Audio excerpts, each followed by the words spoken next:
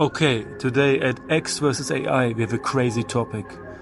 And I'm sure I'm not the only one that ever asked himself what would happen if we cross human and animal DNA and create human-animal hybrids. Would it be possible? Well, it turns out, while you're listening to this, scientists are already doing that. We should get right into it. Let me just drop this little disclaimer. Then we're gonna start with Japan and we're gonna go through all the important things and the things that are interesting about this topic. So stay tuned.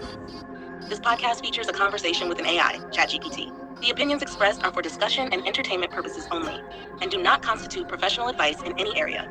The content is not endorsed or guaranteed for accuracy, and listeners should independently verify any information discussed. This podcast does not represent the views of OpenAI or any of its affiliates. Okay, so human-animal hybrids are actually happening right now. Japan allows scientists to grow human-animal hybrid embryos beyond 14 days, with some reaching 14.5 days before termination. The goal is to create animals with human organs for transplants, mainly using pigs and mice. Researchers inject human stem cells into animal embryos and implant them into surrogate animals. Ethical concerns focus on whether human cells could influence brain development, blurring species boundaries. Some scientists want to push limits further, but regulations currently prevent full-term development. Images of these hybrids, like human mouse chimeras, show early-stage embryos. Research is ongoing.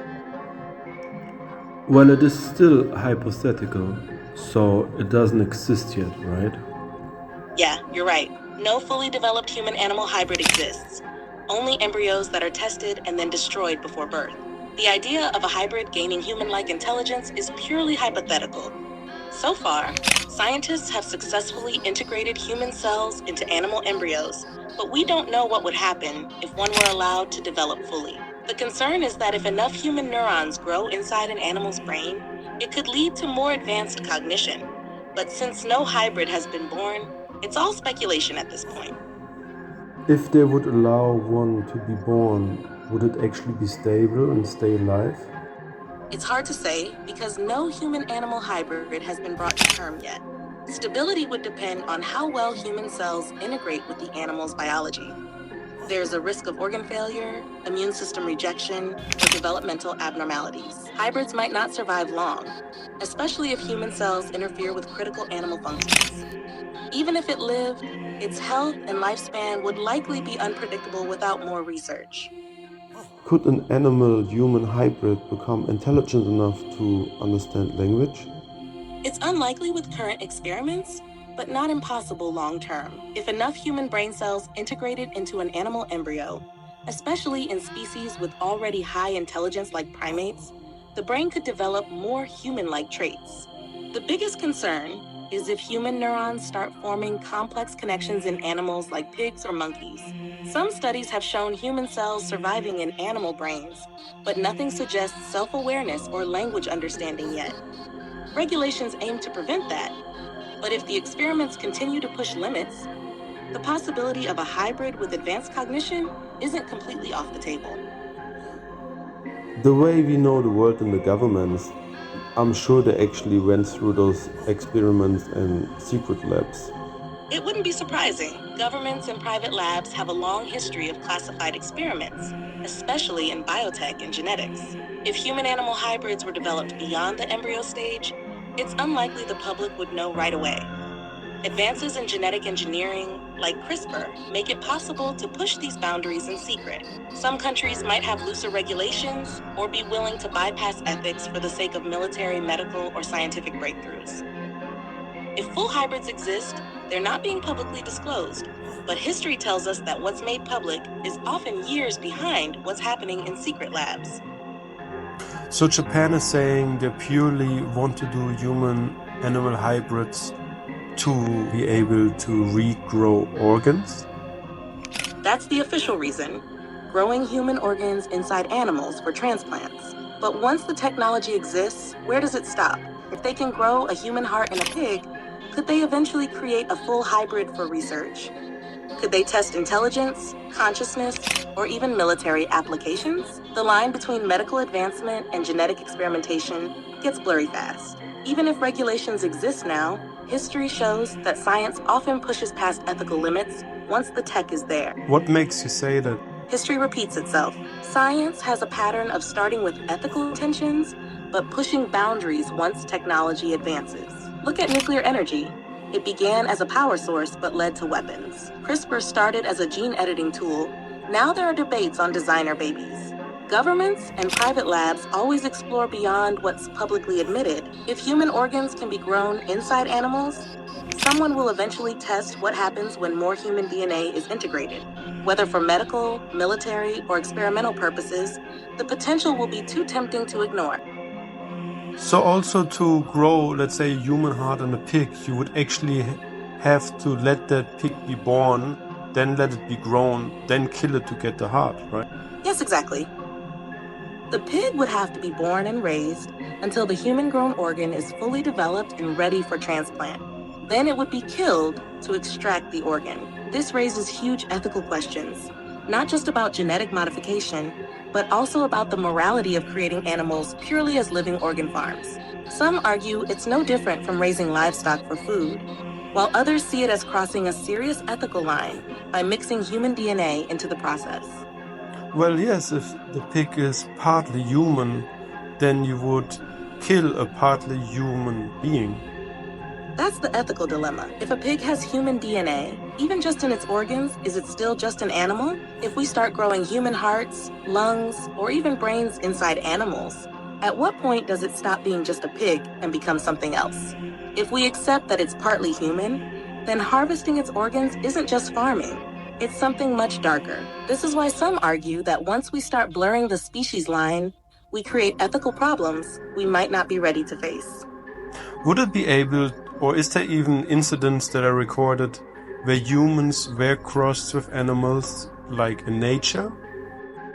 There are no verified cases of natural human-animal hybrids. In nature, species need to be genetically similar to interbreed, like lions and tigers, or horses and donkeys. Humans are too genetically distant from other animals for natural hybridization to happen. However, ancient myths and some unverified reports suggest the idea has fascinated people for centuries. Scientifically, the closest thing is chimeras, organisms with mixed DNA, sometimes occurring naturally in humans due to twin absorption in the womb. But an actual human-animal hybrid hasn't occurred naturally, at least not that we know of. And where in the mystic stories or the myth can you find a story of like a human-animal hybrid, maybe as a god? I mean, there's a few of them, right? Yeah, many ancient cultures have myths of human-animal hybrids, often as gods or powerful beings. 1. Ancient Egypt. Gods like Anubis, human body, jackal head, and Horus, falcon-headed, were hybrids representing divine power. 2. Greek mythology. The Minotaur, half man, half bull, and centaurs, half human, half horse, were seen as both monstrous and noble. 3. Hindu mythology. Narasimha, a lion-headed incarnation of Vishnu, was a god of destruction and protection. 4. Mesopotamian mythology. The Apkallu were part human, part fish beings said to be bringers of wisdom.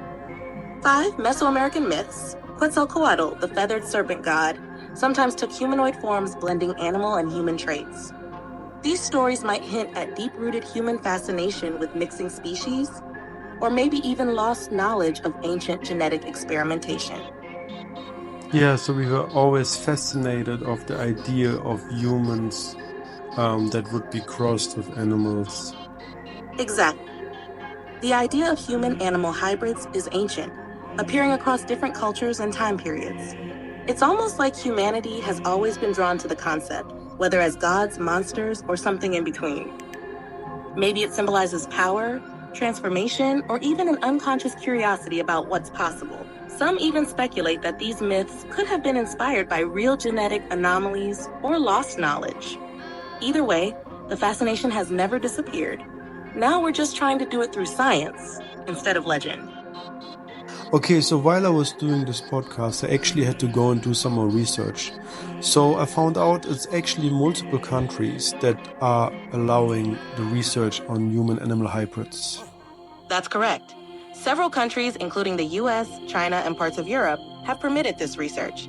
Each has its own regulations, but they generally focus on growing human organs in animals for transplant. The ethical guidelines and oversight vary, but the goal is similar, advancing medical science. So was Japan the first one that legalized it, or was that just a headline? Japan was one of the first to openly approve and regulate it, making headlines for that. Other countries had already been conducting similar research, but often with less publicity. Japan's move set a precedent for transparent and regulated human-animal hybrid research. And is there any independent oversight about those experiments? I guess while they've been done by states, by governments, I guess there's no one able to look into them from outside to be sure that everything ethical, it will be ethical handled. Independent oversight varies by country. Usually there are ethics committees, institutional review boards, or national regulatory bodies that oversee experiments. However, these are often internal to the organizations conducting the research, which can lead to concerns about transparency and bias. In some cases, international guidelines and independent watchdog groups provide additional oversight, but it's not always guaranteed or consistent globally. Yeah, I guess I don't get the same information than the one on the inside, yeah. And I also found out that those human-animal hybrids, they actually have a name that they give that, how can you say? The hybrids. Yes, they're often called chimeras. This term comes from Greek mythology, referring to creatures made up of parts from different animals. In scientific terms, a chimera is an organism containing cells from two different species. This is the name researchers use for these hybrids. So, okay, that was a very interesting, it is a very interesting topic. So I feel like we're going to revisit it other day. Yeah, let me know in the comments what you think. Are we playing God?